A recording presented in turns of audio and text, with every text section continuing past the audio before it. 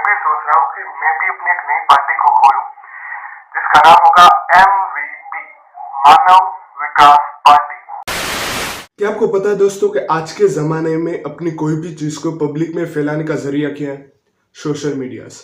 एक ऐसे प्लेटफॉर्म्स जहाँ पे लोग अपनी राय कमेंट करते हैं, अपनी बातों को पब्लिक में फैलाते हैं। और इसी तरह 16 मई 2026 को एक पार्टी खुली थी जिसका नाम था CJP, कॉकरोच जनता पार्टी, और जिसके मुखिया थे Abhijit Dipke.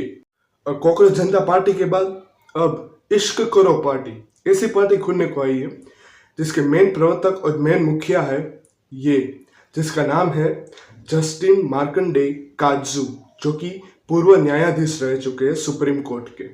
NEET paper leak, CBSE और OSM सिस्टम में गड़बड़ होने के कारण लोग जो है वो प्रोटेस्ट पे उतर चुके हैं और उनका यही कहना है कि कैसे भी करके हमारे एजुकेशन मिनिस्टर जो है वो धर्मेंद्र प्रधान को वो पदवी से हटाया जाए। उनके लीडर्स अभिजीत दीपके, जिन्होंने 16 मई 2026 को एक पार्टी खोली थी जिसका नाम था कॉकरोच जनता पार्टी, उनका भी ये कहना है कि एजुकेशन मिनिस्टर को हटाया जाए। कॉकरोच जनता पार्टी जो कि एक मजाक में खुली हुई पार्टी है, उसका मुख्य एजेंडा था आलसू और बेरोजगार लोग इस पार्टी को फॉलो कर सकते हैं। और मजाक में ही आज देखिए इंस्टाग्राम पर उसके 2.5 करोड़ से भी ज्यादा फॉलोअर्स हो चुके हैं। और NEET paper leak, OSM system में गड़बड़ होने के कारण लोग जो है वो दिल्ली में प्रोटेस्ट पे उतर चुके हैं और उनके मुख्य लीडर है CJP के फाउंडर अभिजीत दीपके, और वो भी प्रोटेस्ट पे उतर चुके हैं। उनका मुख्य कहना है कि ये भारत देश में जो हिंदू मुस्लिम हो रहा है वो बंद है, गरीबी, बेरोजगारी और इंफ्रास्ट्रक्चर पे ज्यादा ध्यान देना चाहिए। CJP जो कर रही है वो एकदम सही है, वो राष्ट्रहित और इंडियन सिचुएशन को ध्यान में रखते हुए प्रोटेस्ट कर रही है। पर अभिजीत दीपके के बारे में पूर्व न्यायाधीश मार्कंडे काजू ने क्या कहा?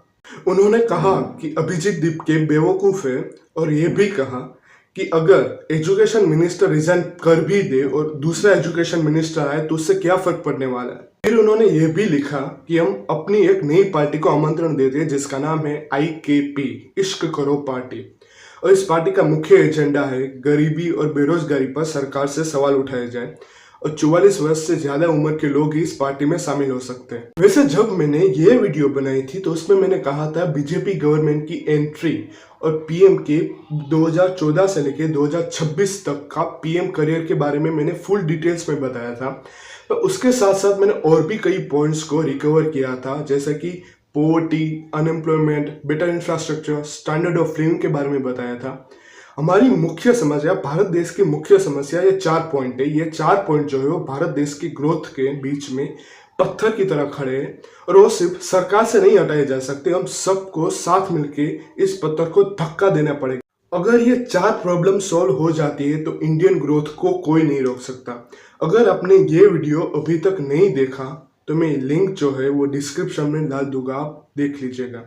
तो चलिए अपने मेन टॉपिक पे आते हैं। मार्कंडे काजू के इस स्टेटमेंट से लोग जो है वो हंसने लगे, तो उन्होंने साफ साफ ये कहा कि ये कोई मजाक नहीं है।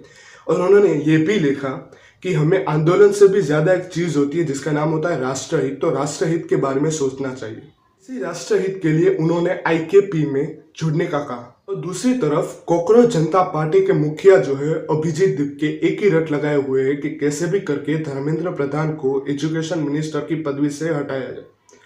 और दूसरी तरफ देखे तो उनका मेन एक ही एजेंडा है कि लोगों की प्रॉब्लम जब तक सॉल्व नहीं हो जाती ये प्रोटेस्ट चालू रहेगा। बात पे मैं अपना कोई पर्सनल ओपिनियन नहीं देना चाहता और आप मांगोगे भी नहीं, पर आप ही जरा सोचो 2 मिनट के लिए कि हमारा भारत देश की समस्या क्या है।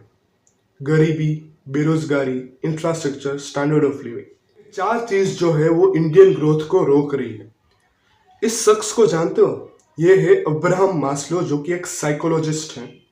उन्होंने ये कहा था कि इंसान की ये 5 नीड्स जो है वो फुलफिल हो जाए तो उसके विकास को कोई नहीं रोक सकता, जो कि है basic needs, safety needs, love and belonging, self esteem and self actualisation. और इसीलिए देश में हमेशा देशवासियों के लिए मुद्दा उठाने चाहिए, नहीं कि पार्टी के लिए। और मैंने जब ये वाला वीडियो बनाया था तो मैंने भले ही इसमें एक मूवी की स्टोरी लाइन आपको बताई थी, पर दूसरे उसके साथ साथ इंडियन की करंट सिचुएशन भी बताई थी, जिसमें मैंने बताया था कि मनी लेंडर्स जो है वो गरीब के पास से कैसे पैसे लूटते हैं। और अगर आपने ये वाला वीडियो भी नहीं देखा तो उसका भी लिंक मैं नीचे डिस्क्रिप्शन में डाल दूंगा, वो आप देख लीजिएगा।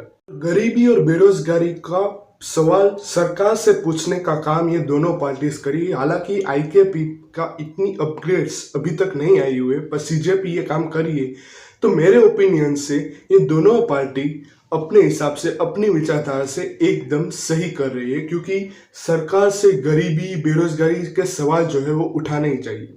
जब एंशियंट इंडिया में एक राजा और दूसरे राजा जब युद्ध करते थे तो दोनों में से कोई एक की जीत होती थी तो वो खुश होता था, पर हार किसकी होती थी? सबसे पहले तो ऑपोजिट राजा की और उसके साथ साथ दोनों राजा के सेनाओं की। जब मैंने ये वाला वीडियो बनाया था तो उसमें मैंने कहा था कि हल्दी घाटी के युद्ध में 5000 से भी ज्यादा लोग मारे गए थे। अकबर ने उदय सिंह की सेना में 30,000 राजपूतों को मार गिराया था। मैंने इस वीडियो में फुल फील एक्सप्लेन किया। अगर आपने ये वीडियो भी अभी तक नहीं देखा तो मैं उसका भी लिंक नीचे डिस्क्रिप्शन में डाल दूंगा, वो आप देख लीजिएगा। आप ही सोचो कि 30,000 सैनिकों को मार गिराया, 5,000 सैनिक हल्दी घाटी के युद्ध में मारे गए, तो इसमें नुकसान किसका हुआ? 35,000 सैनिकों के परिवारों का, ना ही अकबर का ना ही महाराणा प्रताप सिंह जी का नुकसान हुआ, तो सिर्फ इंडियन पीपल का, यानी कि वो सैनिकों का। और करंट सिचुएशन पे आए तो सीजेपी और आईकेपी के बारे में मैं भी सोच रहा हूँ कि मैं भी अपनी एक नई पार्टी को खोलूं, जिसका नाम होगा MVP, मानव विकास पार्टी।